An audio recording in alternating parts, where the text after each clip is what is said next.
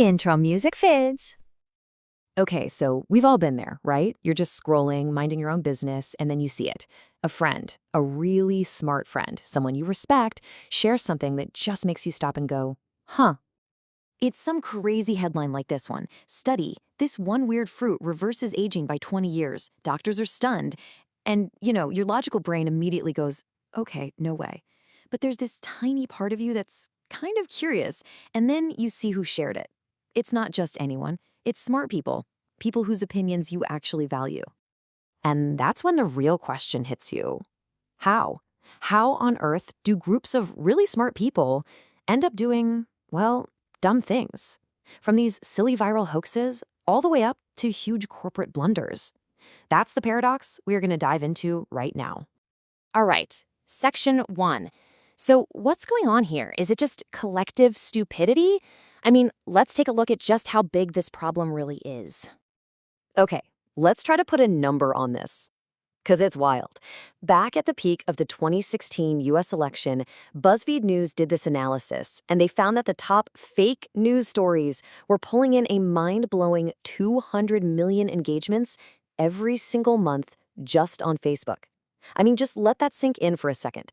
That's more engagement than the real top stories from places like the New York Times and CNN combined. So look, here's the big reveal right up front. This isn't really about people being dumb. It's not about individual intelligence at all. It's about these powerful, kind of invisible forces that are acting on all of us, some from the outside and some from deep inside our own heads. So let's tackle those outside forces first. That brings us to section 2, nudges, feeds, and shoves. All right, so what in the world is a nudge? Well, it's basically a subtle way to influence our choices, but, and this is key, without actually taking away our freedom. A perfect example, you know those smiley face speed signs you see on the side of the road? They can't give you a ticket, right? But they gently nudge you to slow down. And the funny thing is, it totally works. And here's the perfect way to think about it. A nudge versus a shove. A nudge is like putting the fruit at eye level in the cafeteria. It makes the healthy choice the easy choice. A shove, on the other hand, is just banning junk food altogether. See the difference? One guides you, the other dictates to you. Now, modern tech has turned these things into super nudges on steroids. I mean, check out this story from a Reddit user. They did one quick Google search for jeans, just one, and bam, suddenly their entire digital life, all their feeds, was just one giant ad for Levi's. And guess what? They bought a pair. They even said afterward that if it weren't for the ads, they probably wouldn't have even remembered. That right there is the power of an algorithmic nudge. But, it's not just the algorithms that are pushing us around. It's also us, the people around us. And that brings us perfectly into section 3, the power of the pack. This is such a great example from the pandemic. In South Korea, the social pressure to wear a mask was massive. The thinking was basically, well, everyone is wearing it, so I have to wear it too. It was the norm. But in Australia, the whole vibe was much more to each his own. So you've got the exact same threat, but completely different social pressures, which led to totally different behaviors. So what happens when you take this powerful need to belong and you push it to its absolute most dangerous extreme? Well, it can lead otherwise smart, rational people straight into a cult. And look, a cult isn't really about weird beliefs, not at its core. It's about a very specific, very dangerous dynamic.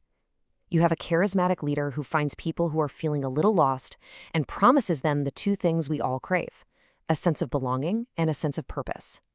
And at the same time, they systematically cut them off from anyone on the outside who might disagree. This quote from the researcher Lita Linzer-Schwartz just nails the tactic. It's all about replacement. The group becomes your new, loving family, and you're told over and over that you don't need your old family anymore. It is a really, really clever and kind of evil way to exploit our most basic human need for connection. Okay, so we've got these external things, right? Nudges from technology, pressure from the group. But that begs the question, why are we so susceptible to them in the first place? Well, it turns out the real answer isn't out there, it's in here. And this, my friends, brings us to the absolute core of this whole thing. Let's talk about section 4, the mammoth in your head. Okay, so the social survival mammoth, this is just a brilliant metaphor from the blog Wait But Why. And what it stands for is that ancient, deep-seated, totally irrational fear we all have of social rejection. It's literally hardwired into our brains from a time when getting kicked out of the tribe wasn't just embarrassing, it meant you were probably gonna die. And this is the absolute key to understanding everything. It's an evolutionary mismatch. Back then, in tribal times, the stakes for being rejected were, well, death, predators, starvation, you name it. But what are the stakes today? A mean comment online? Getting unfollowed? An awkward party? Our brain's alarm system is freaking out like a saber-toothed tiger is chasing us.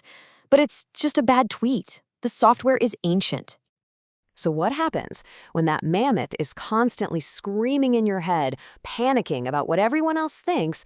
Its voice completely drowns out your authentic voice. You know, that quieter, calmer part of you that actually knows what you believe, what's right for you, completely separate from what the pack wants. So if we've all got this ancient, panicky mammoth running the show inside our heads, what the heck are we supposed to do about it? Well, that's what our final section is all about. Let's get practical. Taming your inner mammoth. Okay, here's a simple 3-step playbook. Step 1, just acknowledge the thing exists. See that fear for what it is. Give it a name. Call it your mammoth. Step 2, you gotta reframe the stakes. The next time you feel that fear of what people will think, literally stop and tell yourself, okay, a mean comment is not a saber-toothed tiger. This is not a survival threat. And step 3, and this is maybe the most important one, define your sacred ground. You have to decide which areas of your life, we're talking big things like your career, who you love, your core values, are absolutely off limits to the mammoth. Those decisions have to be made by your authentic voice, period. And check this out. This is such a powerful way to reframe criticism when it comes your way. When you hear someone judging or talking trash, just remember, what they're really doing is feeding their own insecure mammoth. Their judgment says absolutely nothing about you and everything about their own fear. So, in the end, this paradox of smart people doing dumb things, it was never really about intelligence, was it? It's about this ancient, buggy software that's running inside every single one of us, which really just leaves us all with one final question to think about. I want you to take an honest look at your own life, your decisions, the things you're afraid of, the times you hesitate, and just ask yourself, in what part of my life is the mammoth at the wheel?